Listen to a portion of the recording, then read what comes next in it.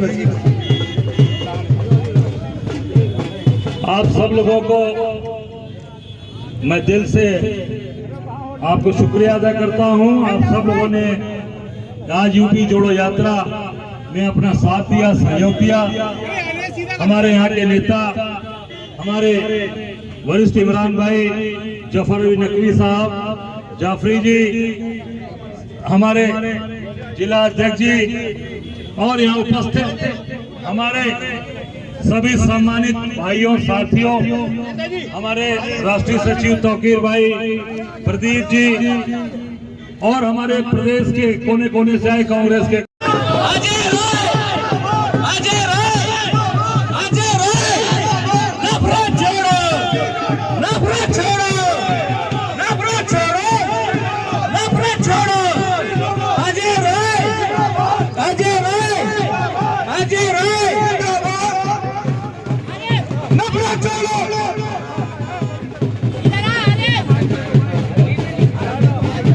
लखनऊ शहीद स्थल तक यह जाएगी और इस यात्रा में आप सबका सहयोग, समर्थन और सबसे बड़ी बात कि हमने सहारनपुर की इस धरती से यात्रा को प्रारंभ किया है। इसके लिए आप सब साथियों को दिल की गहराइयों से बहुत बहुत धन्यवाद, शुभकामनाएं। जय हिंद, जय कांग्रेस। शाकुंभरी का आशीर्वाद लेके हम लोग यात्रा प्रारंभ कर दिए। जो यात्रा यहाँ माँ शाकुंभरी सहारनपुर से होकर ये लखनऊ शहीद स्थल तक सीतापुर नैमिषारण होते हुए जाएगी। इस यात्रा में भाईचारा, एकता, जो आज पूरा प्रदेश परेशान है, किसान परेशान है, उसको गन्ने का मूल्य नहीं मिल रहा, भुगतान नहीं हो रहा, गन्ने के दाम नहीं बढ़ाए जा रहे, हमारा नौजवान परेशान है, उसको नौकरी नहीं मिल रही, महिलाएं परेशान हैं, उनके आबरू नहीं बच रहे, इनके विधायक उनका बलात्कार कर रहे हैं और उन बलात्कारियों को भारतीय जनता पार्टी बचाने का काम कर रही है। और निश्चित तौर से हमारे व्यापारियों के व्यापार नहीं चल रहे, सारा समाज परेशान है, दिक्कत में है। ये सारी चीजों को इस यात्रा से जोड़कर हम लोग लेके चलेंगे। क्या लगता है आपको यात्रा के माध्यम से कांग्रेस मजबूत हो रही है? निश्चित तौर से आप देखिए, हमारे सभी साथी, हमारे सभी वर्ग के लोग कांग्रेस। और मैं पत्रकार भी हूँ, यूपी स्टेट हेडक्वार्टर पर सीनियर जर्नलिस्ट हूँ, मान्यता प्राप्त वरिष्ठ पत्रकार की मेरी मान्यता है, सीनियर जर्नलिस्ट की मेरी। इसलिए मैंने कहा कि मैं आपकी जमात का ही आदमी हूँ। मुझे ठीक है राजनीति में हूँ, लेकिन अपनी जमात का मान के ही बात करिए तो बेटर रहेगा। और उस लिहाज से सीनियर भी बहुत हूँ, तो मैं 69 साल मेरी उम्र है, 69 ईयर, तो सीनियर भी बहुत हूँ। खैर, बात शुरू करते हैं हम लोग।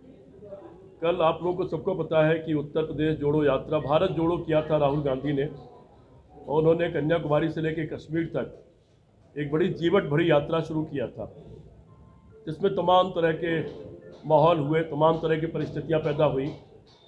उसमें ऐसे भी हालात आए कि जंगल, नक्सलाइट एरिया, उन सब इलाकों से वो गुजरे। वो भी हालात आए कि जब वो दिल्ली में एंटर हो रहे थे तो जो कोरोना गायब हो चुका था, अचानक प्रधानमंत्री जी ने मास्क लगा लिया और सारी सरकार के मंत्रियों ने मास्क लगा लिया दिल्ली में राहुल गांधी के एंटर होने के पहले। और जो ही यात्रा दिल्ली से बाहर निकल गई, वो यात्रा रुकना चाहते थे कोरोना की आड़ में, यात्रा जो ही दिल्ली से बाहर निकल गई, मास्क उतर गया, कोरोना गायब हो गया। अभी कोरोना की अफवाह फिर फैलाई जा रही है बड़ी तेज़ी के साथ, क्योंकि एक नई यात्रा का प्लान चल रहा है। जब कश्मीर पहुँचने वाले थे राहुल जी, तो उनको कहा गया कि यात्रा छोड़ दीजिए, कश्मीर ख़राब जगह है, आपके ऊपर बम फेंका जा सकता है। और आप लोगों ने देखा कि बारिश थी, बर्फ़ गिर रही थी, उन सारी परिस्थितियों में भी राहुल जी रुके नहीं। और उनका यात्रा का जो आखिरी दिन था, उस दिन भारी बर्फबारी हो रही थी, बारिश हो रही थी, और उसमें भी जीवटता के साथ वो खड़े हुए थे। उन्होंने एक बात कही थी उस दिन कि मुझसे कहा गया मेरे ऊपर बम फेंक दिया जाएगा, और मैंने जवाब ये दिया कि ठीक है, बम फेंक दो, मेरा सफ़ेद कपड़ा लाल कर दो, इससे अधिक क्या फ़र्क पड़ना है, मैं उसके लिए तैयार हूँ। उसी यात्रा की कड़ी में ये उत्तर प्रदेश जोड़ो यात्रा निकल रही है। इस यात्रा के पहले मैं बाकी सारी बातें कहूँ, उसके पहले मैं एक बात कहना चाहता हूँ। जिलाध्यक्ष जी बैठे हैं, आज ये कप्तान से मिले थे, और चूंकि ये पार्टी लंबे समय तक सत्ता में रही है, ये नियम कानून का पालन करती है, ऐसा कोई काम नहीं करना चाहती जिससे कानून और संविधान कहीं टूटता हो, ऐसा भी कोई काम नहीं करना चाहती कि किसी को कोई परेशानी हो। लेकिन लोगों की परेशानी हल करने के लिए ही यात्रा भी है, और अभी तक परमिशन नहीं दी गई है। और परमिशन ये करके नहीं दी गई कि आप जनता के बीच में से निकलेंगे तो डिस्टर्बेंस होगा। मेरा सवाल ये है, अगर अंग्रेजों ने भी परमिशन नहीं दिया होता, वैसे तो अंग्रेजों से किसी ने परमिशन मांगा नहीं था। महात्मा गांधी हो, लाला लाजपत राय हो या कोई भी हो, उनसे लेकर के और तमाम मेरे जो स्वतंत्रता सेनानी थे, किसी ने परमिशन नहीं मांगा था।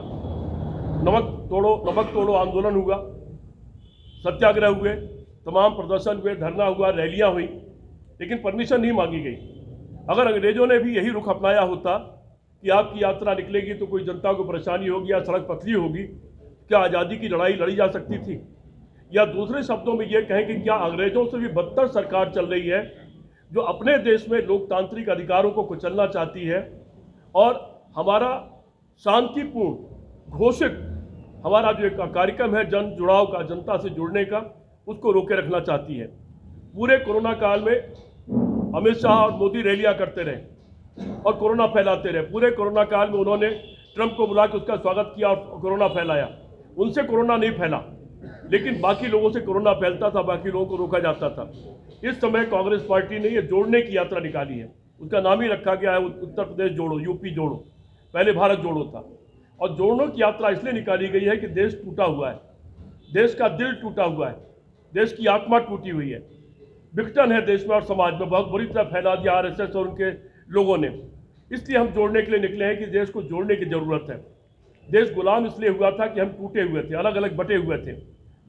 देश आज़ाद इसलिए हुआ, हम एक हो गए, एक होकर के हमने चुनौती दे दी, अंग्रेजों भारत छोड़ो, तो देश आज़ाद हो गया। हम वही भारत का निर्माण करना चाहते हैं। महंगाई चरम सीमा पर है, बेरोजगारी 45 साल की सबसे ज़्यादा है। पिछले 69 साल में देश के ऊपर कर्जा कुल 54 लाख करोड़ रुपए था, वो करीब 4 गुना हो गया है। ये पता नहीं कि कर्जा वो क्यों लिया गया और कहाँ गया है। चीन को लाल आग दिखाने की बात कहा था मोदी ने, और चीन 1200 वर्ग मील जमीन हमारी घेर के बैठ गया है। हर रोज़ 2-4 कदम और टहलकदमी कर लेता है। पाकिस्तान की सीमा पर एक सर के बदले 100 सर आने वाले थे, और कोई हफ्ता ऐसा नहीं बीतता जब हमारे कुछ जवान शहीद ना हो जाते हो। किसानों की आय दोगुनी होने वाली थी 2022 में ही, उसकी क्या हालत है वो आपको पता है। 2 करोड़ रोजगार हर साल मिलने वाले थे, उसकी हालत क्या है? अब तक 18 करोड़ 19 करोड़ मिल जाने चाहिए थे, उल्टे इससे डबल रोजगार गायब हो गए हैं। इससे ज़्यादा शर्मनाक क्या होगा कि कोई सरकार खुद ये कह रही है कि देश इतनी बुरी हालत में है कि 80 करोड़ लोगों को भीख का अनाज देकर जिंदा रखना पड़ रहा है। इतनी बुरी हालत तो कभी नहीं थी। डॉक्टर मनमोहन सिंह की सरकार में 30 करोड़ के लोग करीब गरीबी की रेखा के ऊपर चले गए थे, और हमको रोजगार भीख में नहीं देना पड़ा, हमको उनको राशन नहीं देना पड़ रहा था।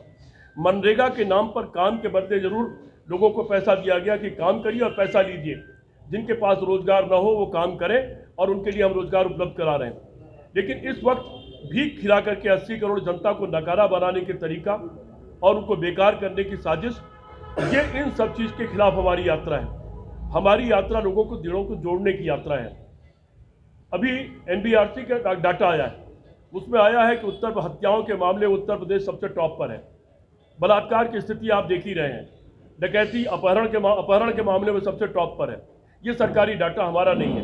तो ये जो व्यवस्था है, जो शासन की अयोग्यता और अक्षमता है, जो अयोग्य शासन है, उसको हटाने के लिए हमारी ये यात्रा है। हमसे किसी ने सवाल पूछा कि आप क्यों चाहते हैं?